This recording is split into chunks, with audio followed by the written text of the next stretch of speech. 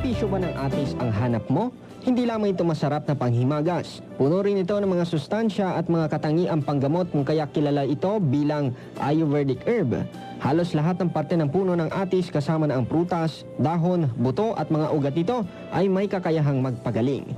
Ang atis ay kilala rin bilang sweet sop, sugar apple o custard apple.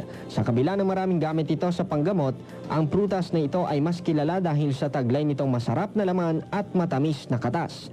Ang atis ay mayaman din sa vitamin C at A, copper, magnesium, potassium, iron, thiamine at iba't ibang uri ng vitamin B.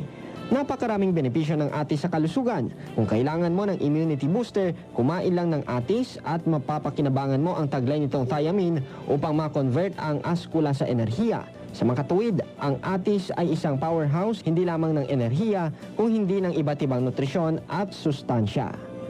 Halim Abbas, NDBC, Bida Balita.